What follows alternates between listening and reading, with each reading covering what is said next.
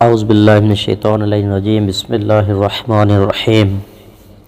الحمد للہ الذی جعل کمال دینہ و تمام نعمتہ بولایت علی بن ابی طالب علیہ السلام والصلاة والسلام علی سید الانبیاء والمرسلین وعلی طیبین الطاہرین المعصومین اما بعد فقد قال امیر المؤمنین علی بن ابی طالب علیہ السلام بسم اللہ الرحمن الرحیم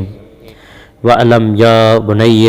أَنَّ أَحَبَّ مَا أَنْتَ آخِذٌ بِهِ إِلَيَّ مِنْ وَصِيَّتِي تَقْوَى اللَّهِ۔ ناظرین قادر سامعین محترم، السلام علیکم ورحمۃ اللہ۔ درس نہج البلاغہ میں حصہ دوم یعنی خطوط کا حصہ آپ زن کی بارگاہ میں حاضر ہے۔ آج یہ خط، چونکہ یہ کچھ طویل خط ہے جو امیر المومنین نے اپنے بیٹے امام حسن مجتبیٰ علیہ السلام کو لکھا ہے، آج اس خط کا تیسرا حصہ آپ عزیزان کی بارگاہ میں حاضر ہے۔ تو اس خط میں امیر المومنین فرماتے ہیں، اور امید کرتا ہوں کہ اللہ تمہیں تمہاری راست روی میں مدد اور توفیق دے گا، اور یہ کہ تمہیں مقاصد اسلامی میں کامیاب کرنے کی ہدایت جاری رکھے گا۔ چنانچہ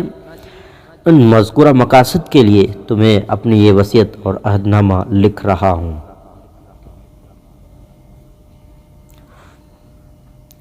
اور اے میرے ننھے سے بیٹے، یہ جان لو کہ مجھے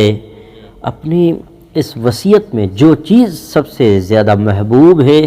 اور جس کی تمہیں ہر حال میں پابندی کرنا ہے، وہ اللہ کا تقوی اور ذمہ داری ہے، اور جو فرائض اللہ نے تم پر عائد کیے ہیں ان میں میانہ روی اور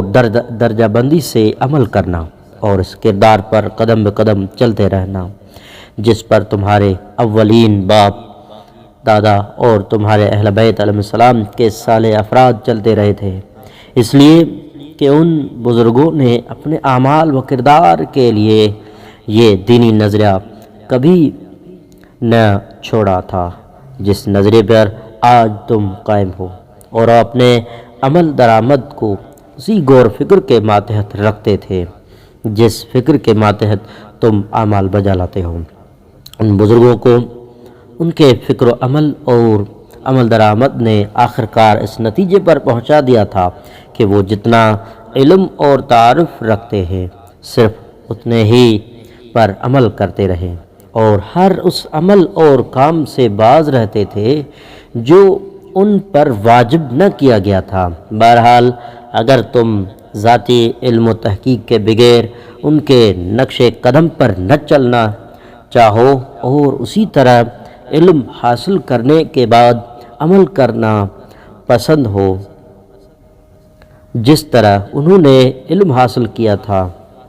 تو تم پر لازم ہے کہ تم صرف علم و عقل پر تحقیق کی بنیاد رکھو، نہ یہ کہ تم شبہات میں الجھ کر بحث و مناظرے میں حد سے گزر جاؤ، اور اس تحقیق پر غور و فکر و نظر شروع کرنے سے پہلے اپنے معبود سے مدد کی درخواست کرو، اور بڑی رغبت اور تمنا کے ساتھ اپنی توفیقات اور تائید کے لیے دعا کرو، اور وہم کے ہر اس شائبہ سے بچ کر تحقیق شروع کرو جو تمہیں شبہات میں الجھا لے یا تمہیں گمراہی کے حوالے کر دے۔ چنانچہ جب تمہیں یہ یقین ہو جائے کہ تمہارا دل خارجی تصورات اور وہم سے پاک و صاف ہو گیا ہے، اور دل میں حق کے لیے جاذبیت پیدا ہو چکی ہے، اور دماغ پوری یکسوئی کے ساتھ آمادہ ہے، اور تمہاری ہمت تحقیق کے سلسلے میں ایک نقطے پر مرکوز ہو چکی ہے، لہٰذا اب تم ان حقائق پر نظر ڈالو جن کی تفسیر میں نے تمہارے لیے کی ہے، اور اگر تمہاری اپنی پسندیدہ معیار کی یکسوئی اور فکر و نظر کا اجتماع اطمینان تمہیں حاصل نہیں ہوا ہے، تو یہ جان لو کہ تم ابھی رات میں کم دیکھنے والی اونٹنی کی طرح بھٹکتے پھر رہے ہو اور اندھیرے میں گھوم رہے ہو، اور وہ شخص دین کا طالب ہو ہی نہیں سکتا جو خبط میں مبتلا ہو یا مطالب کو گڑبڑ کرتا ہو، اور ایسی حالت میں تحقیق دین سے رکا رہنا ہی بہتر ہوتا ہے۔ چنانچہ اے منع سے بیٹے، اب تم میری وصیت کو سمجھنے میں لگ جاؤ اور جان لو کہ جو موت کا مالک ہے وہی حیات و زندگی کا مالک ہے، اور یہ کہ مارنے والا بھی وہی ہے جو پیدا کرنے والا ہے، اور جو فنا کرنے والا ہے وہی دوبارہ زندہ کر کے پلٹانے والا بھی ہے، اور جو آزمائشوں میں ڈالنے والا ہے وہی نظر انداز کرنے والا بھی ہے، اور یہ کہ دنیا اپنی مرضی سے کسی بھی حالت پر قائم نہیں رہ سکتی سوائے ان حالات کے جو اللہ نے دنیا کے لیے مقرر فرما دیے ہیں۔ نعمتیں فراہم کرنا، آزمائشوں میں ڈالنا اور آخرت کے لیے جزا فراہم کرنا، اور اس کے علاوہ اللہ نے دنیا کے ذمہ کیا کیا کچھ لگایا ہے اسے ہم نہیں جانتے۔ چنانچہ اگر کبھی تمہیں دنیا میں کسی چیز کے سمجھنے میں مشکل پیش آئے تو اسے اپنی لا علمی و جہالت سمجھ لینا۔ چنانچہ حقیقت یہ ہے کہ تمہیں اول درجے میں جاہل پیدا کیا تھا، پھر تمہیں علم دیا تھا، اور اس سلسلے کی بہت کثیر تعداد ایسی چیزوں کی ہے جن سے تم جاہل ہو، اور انہیں دیکھ کر تمہاری رائے حیران ہو کر رہ جاتی ہے، اور بصیرت و بصارت گمراہ ہو جاتی ہے۔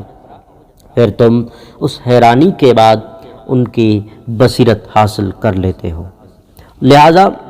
تمہیں اس سے وابستہ رہنا چاہیے جس نے تمہیں پیدا کیا، جس نے تمہیں سامان حیات دیا اور جس نے تمہیں سنوارا۔ چنانچہ تجھے چاہیے کہ تو اسی کی عبادت کرے اور اسی کی طرف رغبت کرے اور اسی کے زیر شفقت رہے۔ اور اے میرے ننھے بیٹے، یہ بھی جان لو کہ کوئی ایک شخص بھی ایسا نہیں جو اللہ کی طرف سے ایسی غیبی خبریں دے جیسے رسول اللہ صلی اللہ علیہ وآلہ وسلم نے دی ہیں۔ چنانچہ خوشی خوشی انہیں اپنا رہبر مانو اور نجات کی طرف لے جانے والا قائد تسلیم کرو۔ بہرحال میں نے تمہیں نصیحت کرنے میں کوئی کمی نہیں کی ہے، اور یہ بھی حقیقت ہے کہ تم اپنے طور پر ذاتی کوشش سے اپنے نفع اور نقصان کے لیے اتنا کچھ نہ دیکھ سکتے تھے جتنا میں تمہارے بہبودی کے لیے دیکھ سکتا ہوں۔ اے میرے ننھے بیٹے، یہ بھی جان لو کہ اگر تیرے پروردگار کے ساتھ کوئی شریک ہوتا تو اس کی طرف سے بھی رسول آئے ہوتے، اور یقیناً تم اس شریک کے قائم کردہ نظام مملکت کو بھی دیکھتے اور اس کی حکمرانی کے آثار نشانات بھی یہاں پاتے، اور ضروری تھا کہ تمہیں اس کے کاموں کا بھی تعارف ہوتا اور تم اس کی صفات بھی جان لیتے، لیکن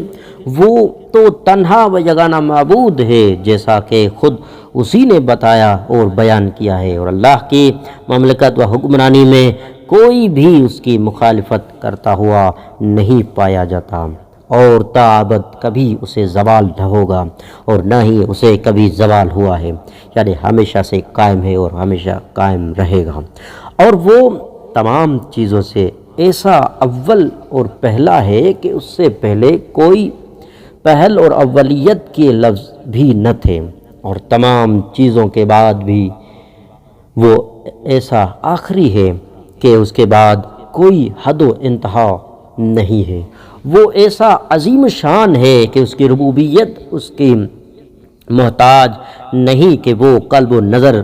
کی کوششوں سے ثابت کیا جائے تو رب ثابت ہو ورنہ نہ ہو۔ اب جب کہ تم یہ سمجھ گئے کہ وہ ایسی بلند و بالا ذات پاک ہے تو تمہیں چاہیے کہ تم ویسا ہی عمل کرو جیسا عمل تم ایسی ہستی کو کرنا چاہے جو کہ نہایت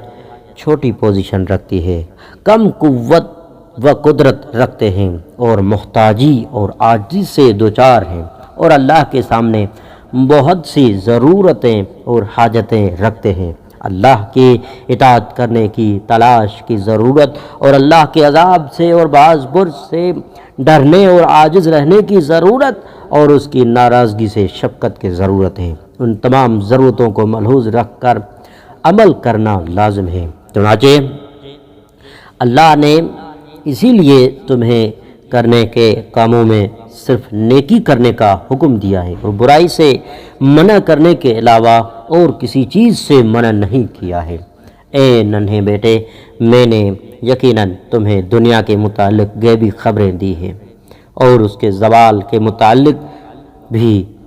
اس کی تبدیلی اور ناپائیداری کے متعلق بھی بتا دیا ہے، اور تمہیں آخرت کی غیبی اطلاع بھی دے دی ہے، اور یہ بھی واضح کر دیا ہے کہ آخرت میں لوگوں کے لیے کیا کچھ تیار کیا گیا ہے، اور تمہارے لیے میں نے دنیا و آخرت دونوں کی مثالیں بھی